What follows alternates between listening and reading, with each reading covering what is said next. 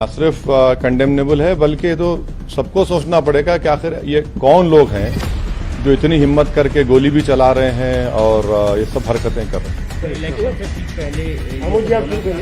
हाँ, अब नहीं मालूम मुझे। अगर ये लोग ये मारने वाले अगर ये समझ रहे हैं कि हम पीछे हट जाएंगे, हम डर जाएंगे, हम शुरू दिन से कह रहे हैं कि जब तक हमको अल्लाह जिंदा रखेगा हम जिंदा रहेंगे। जिस दिन हमारा वक्त आएगा हम चले जाएंगे। मगर इस तरह के बुज़दिली की हरकतों से, इस तरह से गोली चलाने से हमारे ना हौसले और हिम्मत में कमी आएगी, बल्कि इंशाल्लाह और हौसले हिम्मत बढ़ेगी। और हमारा मानना है कि जब अल्लाह बचाना चाहता है, मगर ये कौन ताकतें हैं और कैसे उत्तर प्रदेश में ये इस तरह की हरकत हो रही है, ये तो जनता को भी देखना है। यात्रा हो गई, हमने मीडिया से आपके जिम्मेदार थे बात की और फिर वहां से हम किठौर गए। किठौर से हम मेरे ख्याल से हमने 3 बजे से 3:45-3:50 तक हमने वहाँ पर पैदल दौरा किया। फिर हमारे नुमान रोफिल साहब के घर में हम गए, वहाँ पर थोड़ा बहुत लंच का, चाय का इंतजाम था, करके नमाज पढ़े और वहाँ दिल्ली आने के लिए जब हम इस पिलखुवा के पास जो टोल गेट है वहाँ पर हम पहुंचे, हमारे साथ 4 गाड़ियाँ थी। हमारी गाड़ी के सामने हाजी साहब की टाटा सफारी थी जो पीछे आपके, और हमारी गाड़ी के पीछे और 2 फॉर्च्यूनर थे। तो जैसा हम टोल गेट के करीब गाड़ी स्लो हो जाती है, बैरिकेड होता है, तो एक बड़ी धाम से आवाज आई। तो हम बोले क्या हुआ? फिर दूसरी आवाज आई। तो हमारे साथ जो गाड़ी में हमारे दोस्त गाड़ी चला रहे थे, यामीन खान, बोले भाई हमला हो रहा। तो हमारी गाड़ी से उन्होंने बड़ी क्विक थिंकिंग से इस गाड़ी को पुश किया, ये सफारी को, और वहां से निकले। फिर और एक आवाज आई, जब हम निकल रहे थे एक और आवाज आई। तो मेरे ख्याल से 3 से 4 राउंड की फायरिंग हुई। हमारी गाड़ी के लेफ्ट साइड के ऊपर 2 होल्स के निशान है, एक गोली शायद, और एक निशान है लेफ्ट साइड मडगार्ड के ऊपर। हम जब गाड़ी से आगे बढ़े तो क्योंकि हमारी गाड़ी से उस गाड़ी को हमने पुश किया, मारा, राइट साइड का टायर पंक्चर हो गया। फिर वहाँ एक फ्लाईओवर है, वहाँ पर गाड़ी रोककर हम इस गाड़ी में बैठ गए और दिल्ली को आगे, क्योंकि हमको लगा कि रेकी कर रहे थे, फॉलो कर रहे थे हमको।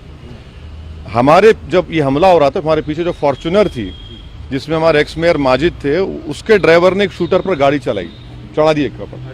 जो रेड हुडी पहना था, 2 लोग थे, रेड हुडी पहना था, एक व्हाइट जैकेट। तो जो रेड हुडी पहना हुआ था उसके ऊपर गाड़ी चलाई, उसके पैर पर चलाई, वो गिरा। तो जो व्हाइट जैकेट पहना था वो उल्टा उन 2 फॉर्च्यूनर पर गोली चलाया। तो अब हमारी थोड़ी देर पहले एडिशनल एसपी वहां से जो है जिम्मेदार, उनसे बात की। उन्होंने कहा कि हाँ सर, आर्म्स जो इस्तेमाल है वो भी मिला, हथियार भी मिला और एक शूटर पकड़ा भी गया। तो हमारी इलेक्शन कमीशन ऑफ इंडिया से ये गुजारिश है कि इसकी इंडिपेंडेंट जांच करवाई जाए और ये कौन है लोग, किसका दिमाग है इसके पीछे, और आखिर क्यों ये हमला हुआ, किसने ये कॉन्स्पिरेसी की, ये जानना बेहद ज़रूरी है।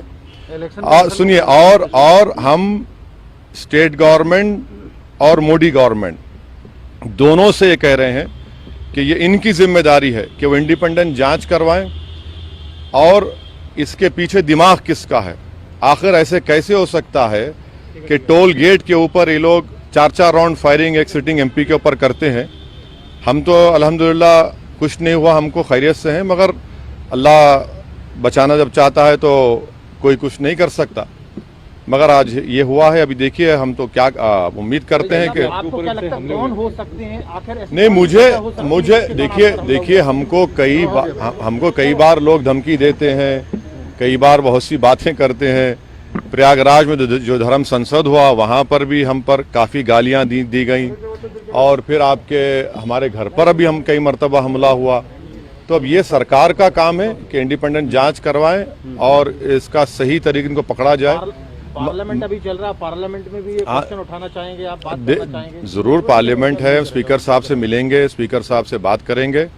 हम इलेक्शन कमीशन को भी लेटर लिख रहे हैं और सरकार जो स्टेट गवर्नमेंट और सेंट्रल गवर्नमेंट से भी करेंगे। मगर अल्हम्दुलिल्लाह अल्लाह करम में खैरियत से। ये ना सिर्फ कंडेमनेबल है बल्कि तो सबको सोचना पड़ेगा कि आखिर ये कौन लोग हैं जो इतनी हिम्मत करके गोली भी चला रहे हैं और ये सब हरकतें कर रहे हैं। सर, इलेक्शन से ठीक पहले ये दर्शाता है। हाँ, इलेक्शन से ठीक अब नहीं मालूम मुझे।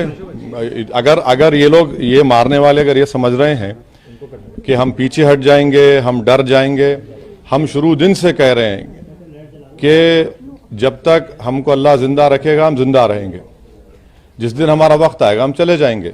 मगर इस तरह के बुज़दिली की हरकतों से, इस तरह से गोली चलाने से हमारे ना हौसले और हिम्मत में कमी आएगी, बल्कि इंशाल्लाह और हौसले हिम्मत बढ़ेगी। और हमारा मानना है कि जब अल्लाह बचाना चाहता है, मगर ये कौन ताकतें हैं और कैसे उत्तर प्रदेश में ये इस तरह की हरकत हो रही है, ये तो जनता को भी देखना है।